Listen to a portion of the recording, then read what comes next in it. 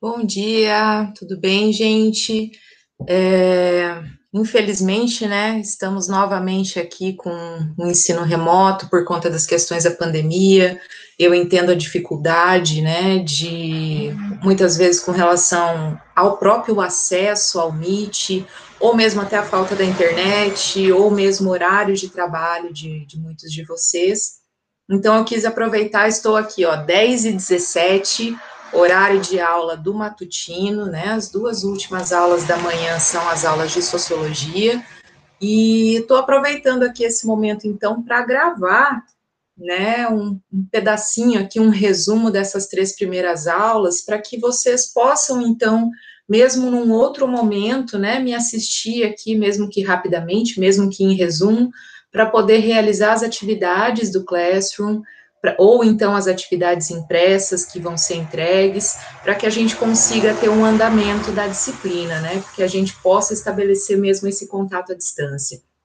Então, reforço, né, gente, tanto o mural aqui no Classroom, quanto o WhatsApp, né, o meu contato está no grupo da turma de vocês. Se de repente vocês estiverem realizando atividade, tiverem dúvidas, ou alguma professora não entendi essa questão, você pode me explicar? Eu mando um áudio pelo WhatsApp explicando o conteúdo de sociologia para vocês.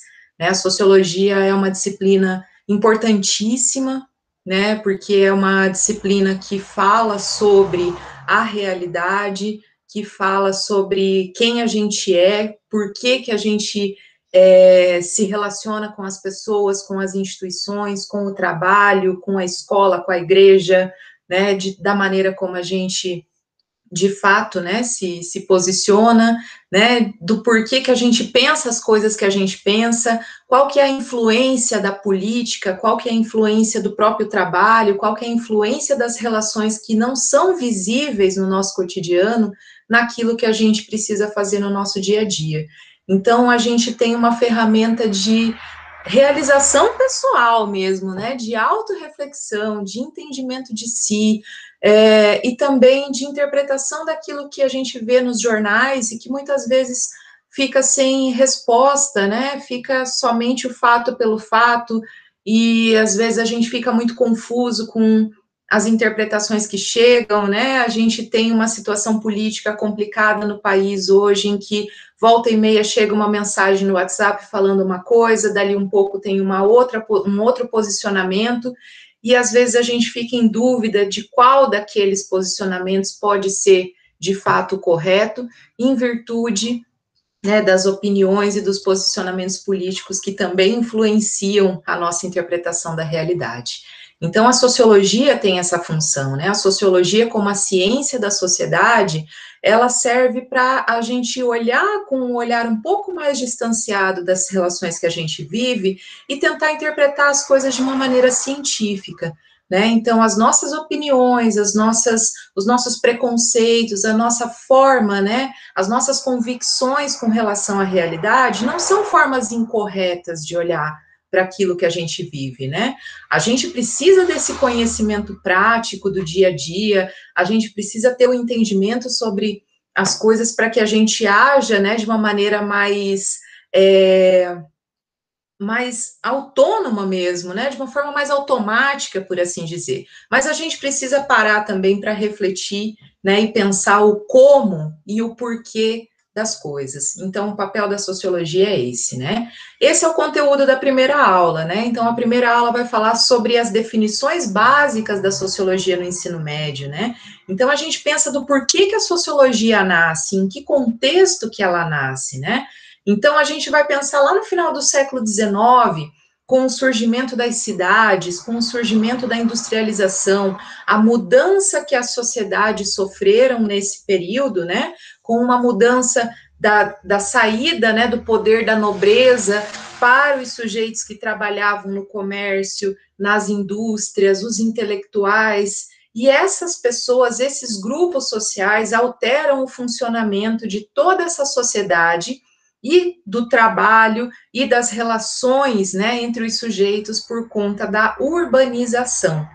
Então, lembrem, né, que antes, se a gente pegar as aulas de história, a gente vai ter o feudalismo e a gente vai ter uma lógica muito rural, né? A gente vai ter a figura do rei, a gente vai ter a figura da igreja, né? A gente vai ter uma organização social muito pautada, né? Nessas hierarquias que elas não tinham mudança nenhuma. O sujeito nascia nobre, né? Ele nascia filho do rei, nascia príncipe. Ele era nobre para o resto da vida, né? E aí os contos de fadas, né, vão trazer essa lógica da mobilidade social, da mocinha pobre que se casa, né, com um príncipe, vira princesa e sobe, né, e tem uma mobilidade social. Então a gente tem toda essa lógica dos romances, da ficção, demonstrando que não existia possibilidade do sujeito ter uma alteração da sua condição de vida nesse período, né, nessa forma de organização social. A partir do momento que a gente tem a Revolução Francesa, que a gente tem as revoluções industriais e que se altera esse formato para as cidades, né, para a acumulação capitalista, para os industriais, os comerciantes, existe uma nova esperança, por assim dizer, de que as pessoas, por meio do seu próprio trabalho, pudessem ter, então, essa mobilidade social, pudessem ter uma alteração das suas vidas. Entretanto, o que ocorre, né, não é todo mundo que alcança, né, uma mudança por conta do seu próprio trabalho. Então, a gente começou a perceber que existia, na realidade, uma exploração muito violenta do trabalho de quem estava lá braçalmente, né, dentro das indústrias, produzindo as mercadorias. E foi o confronto entre os donos dessas indústrias, né, os burgueses, diante desses sujeitos explorados, os proletários, que começou a fazer com que houvesse uma série de confrontos, uma série de questionamentos sobre a organização dessas novas cidades, né, sobre as condições de trabalho que essas indústrias impunham a esses trabalhadores, e fez com que muitas fábricas fossem incendiadas, né, que houvessem movimentos grevistas, que houvessem situações de conflito e violência física real entre esses grupos, o que acionou, né, uma nova possibilidade aí de pensamento científico, então, para resolver essas situações, né, essas questões conflituosas entre donos e empregados, né, entre chefes e empregados. Então, quando a gente tem o primeiro autor da sociologia, o Auguste Comte, né, ele vai trazer uma perspectiva dentro da física social, dentro do positivismo, ele vai trazer uma nova leitura da sociedade, né, pautada na organização desta sociedade. Então, se a gente pega a nossa bandeira do Brasil, por exemplo, que está lá escrito, né, ordem e progresso, a gente vai ter justamente o resumo dessa lógica que o Comte vai pensar sobre a sociedade da época, dizendo que, veja bem, gente, espera aí, capitalismo é bom, as sociedades urbanas e industriais é uma coisa boa, só que a gente precisa organizar essa bagunça, tá? Então, basicamente, ele vai pensar na ordenação dessa sociedade, né, de que essa sociedade precisa de leis, precisa de uma estabilidade, precisa de uma organização estruturada para garantir a ordem, né, para que a partir desta ordem, a partir dessas leis, então, que organizam o comportamento dos sujeitos e das instituições, a gente tivesse em seguida o progresso, né? Então, a gente pensa numa estrutura estática pela ordem e a gente pensa numa estrutura que é dinâmica pelo progresso. E foi a partir, então, desse pensamento, desse positivismo, né, dessa nova forma de interpretar as relações sociais, que as sociedades urbanas, então, passaram a se organizar dentro de um princípio que garantisse, né, o desenvolvimento dos sujeitos, das instituições e do capitalismo, tá? Então, a sociologia surge, primeiramente, como uma forma de organizar as sociedades, né? Isso é interessante a gente pensar, né? Porque, embora depois outros autores, como Karl Marx, né, virá trazendo questões que questionam, né, justamente essa exploração do trabalho do homem pelo homem, né, num primeiro momento, então, a gente pensa na sociologia como uma ciência, né, capaz de manter a estabilidade e a organização do funcionamento das relações entre os sujeitos, tá? Então, veja só, primeira questão, né? Primeiro detalhe. O surgimento da sociologia, então, relacionado com o capitalismo e com a urbanização das cidades, né? Então, a gente pensa essa nova sociedade, essa nova organização, que, embora, apesar de muitas mudanças, é o mesmo sistema no qual a gente vive hoje, né? E essa perspectiva, então, de pensar a relação dessa sociedade, né? Como a relação dos indivíduos com as grandes estruturas que organizam o nosso comportamento, que organizam as nossas ações.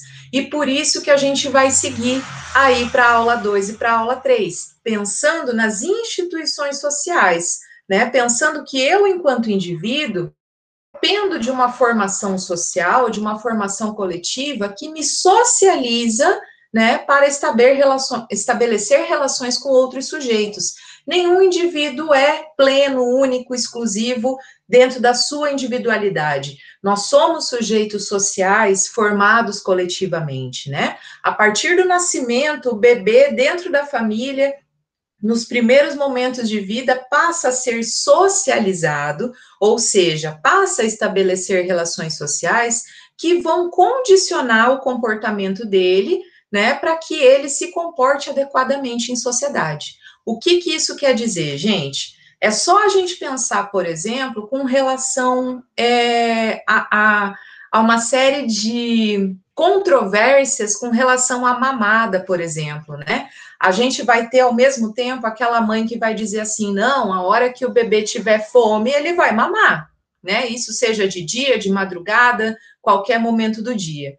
Mas a gente vai ter também aquelas mães ou aquela avó, por exemplo, que vai dizer, né, nossa, mas você está deixando a criança mal acostumada, né? E a gente aprende ao longo da vida que nós temos horários para nos alimentar.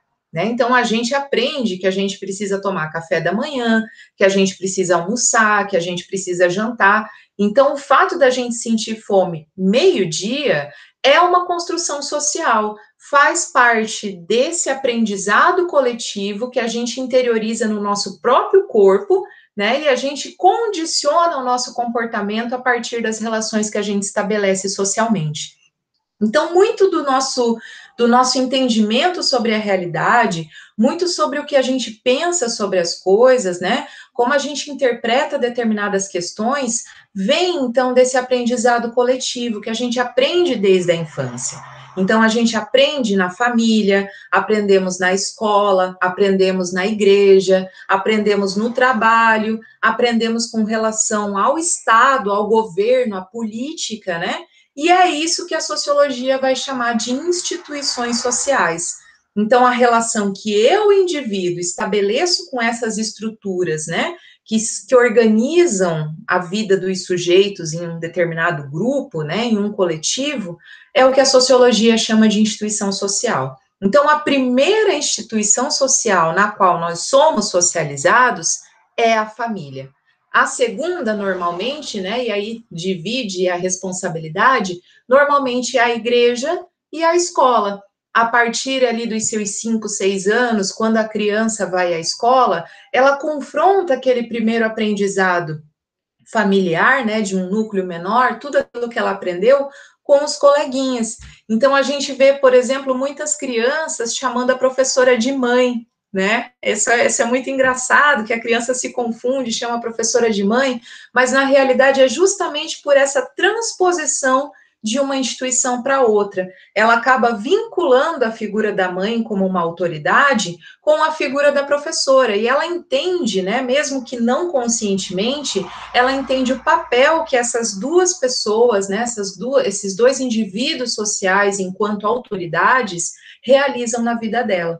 Então, essa confusão, né, é muito interessante para a gente pensar como isso ocorre na infância e como ocorre também na nossa vida adulta, né?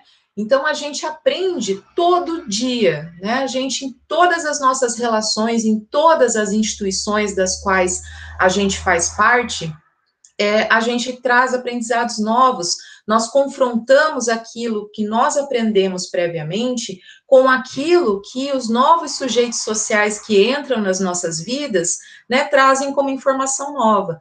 Então, a minha consciência individual, ela é confrontada com uma perspectiva mais coletiva, e é por isso que a gente muda de opinião, é por isso que a gente se constrói o tempo todo, né? É por isso que é importante que a gente estabeleça novos vínculos, para que a gente possa ampliar também a nossa perspectiva de interpretação da realidade. Mesmo que essa interpretação ela seja com base na opinião, né, que ela seja com base em convicções, no conhecimento prático, né? E o nosso papel aqui, então, nessa disciplina é confrontar, né, todas essas informações que a gente já carrega, isso tudo que a gente sabe que é um conhecimento legítimo, com o conhecimento científico, né? Então, o nosso objetivo é a gente perguntar como e por quê, né? Como que as instituições familiares estão organizadas hoje, né? Como que as instituições familiares funcionam, ou então como que a escola tem se adequado e tem funcionado para garantir um ensino de qualidade em tempos de pandemia, né? Como que a gente consegue fazer com que essa disciplina, ou que esse ensino e esse aprendizado funcione nos tempos atuais e com os recursos que a gente tem, né? E por que, por exemplo, né, existe uma condição tão forte da religiosidade na formação do povo brasileiro? Por que o brasileiro é o país mais católico do mundo? Né? Então, são essas perguntas que a gente precisa se fazer. E aí, a partir do nosso conhecimento de conceitos, a partir da introdução dos conceitos sociológicos, a gente vai tentando responder cientificamente essas questões. Deixo essa última para vocês, tá bom? Vou repetir aqui, vou colocar lá no mural, e eu quero que vocês me respondam no mural, ou então até no próprio WhatsApp também, né? Para a gente fazer um debate sobre essa última questão.